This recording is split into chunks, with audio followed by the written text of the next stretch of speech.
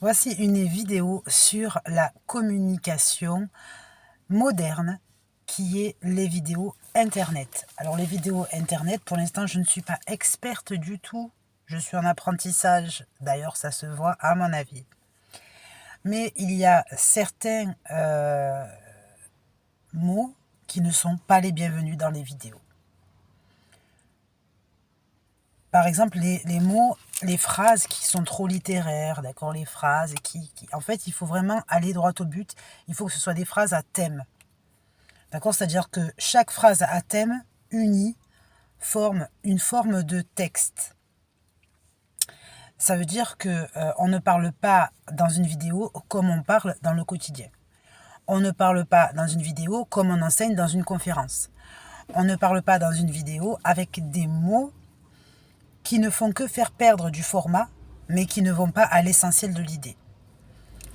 D'accord? Donc déjà, à la base, avant de savoir construire la structure vidéo, moi par exemple, puisque je suis en apprentissage, je comprends que on doit être capable de écrire le texte ou s'y entraîner afin de permettre à la parole entendue d'être entendue, c'est-à-dire un ensemble de thèmes.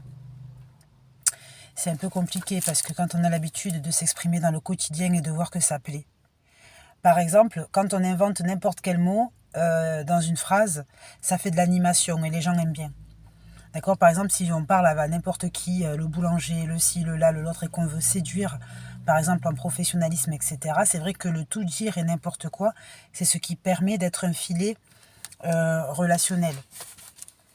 Mais dans les vidéos YouTube, pas du tout. D'accord? C'est-à-dire que l'auditoire public inconnu utilise son attention sur des phrases à thème uni. Donc ça, c'est un exercice à faire. En fait, normalement, on ne peut pas le faire comme ça. Il faut vraiment réussir à travailler d'abord le texte, c'est-à-dire le sujet, le texte, annoncer et ensuite coller. Ça veut dire que normalement, on ne fait pas de vidéo YouTube sans préparation. D'accord? Ça veut dire qu'il faut le sujet. Ce sujet, il faut qu'il soit maintenu sur un raisonnement, etc. Ensuite, il faut annoncer la trame à l'avance. Ça veut dire qu'en fait, le texte connaît à l'avance l'image. D'accord? Et ensuite, on associe l'image au texte pour l'illustrer. On ne fait pas une image simple sur un ensemble de théories. Déjà, premièrement. Donc, ça veut dire qu'il y a tout un travail d'écriture avant.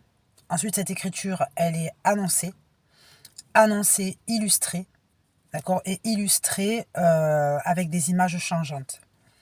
Ça, c'est très important. Il ne faut pas oublier, en fait, introduction et bien sûr conclusion, qui est peut-être une invitation, comme on dit, à liker le travail.